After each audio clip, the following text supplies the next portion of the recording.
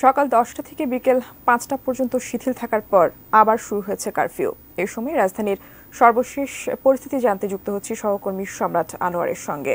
তিনি রয়েছেন কারওয়ান বাজার এলাকায়।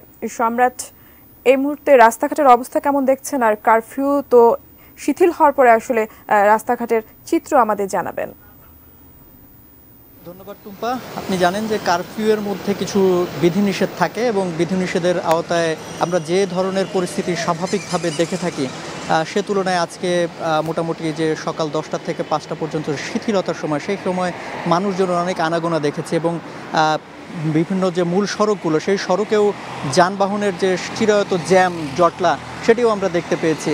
আর এখন যদি বলি যে বিকেল 5টার পর থেকে আবারও কারফিউ জারি হয়েছে, কিন্তু সাপ্তাহিক শেষ ছুটির দিনে আমরা দেখতে পাচ্ছি যে কারফিউয়ের মধ্যে যে ধরনের নিয়মকানুন, সেই নিয়মকানুনগুলো খুব একটা বেশি এখানে বলবৎ সেভাবে নেই। আপনারা দেখতেই পাচ্ছেন যে যানবাহন এখানে চলাচল করছে এবং এমনকি এই যে গণপরিবহন যেগুলো, যাত্রীবাহী বাস, লোকাল বাস যেগুলো, সিটি সার্ভিস যেগুলো আছে সেগুলোও কিন্তু চলাচল করছে।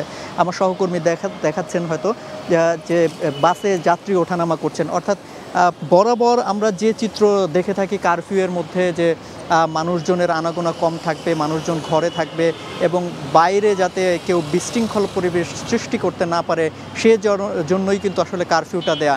তবে আমরা এখন যেটি দেখতে পাচ্ছি যে মানুষজনের আনাগোনা যথারীতি রাস্তায় আছে, যদিও কারফিউ এখনও চলমান।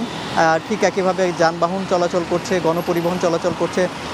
তো সব কিছুই মোটামুটি নর্মাল সময় আমরা যেমন দেখে থাকি যে রাতে মানুষজনের যে আনাগোনা থাকে সেরকমই আসলে দেখা যাচ্ছে। অর্থাৎ বলা যায় যে এই গত কয়েকদিনের যে সহিংসতার চিত্র আমরা যেটি দেখেছি, তারপরে এই যে কারফিউ দেওয়ার পরে মানুষজনের যে আসলে স্বাভাবিকতা ফিরিয়ে আনার যে প্রচেষ্টা, সেটি যেরকম শুরু হয়েছিল গত দুদিন ধরে, সেটি আজকে আমরা দেখতে পাচ্ছি এখানে।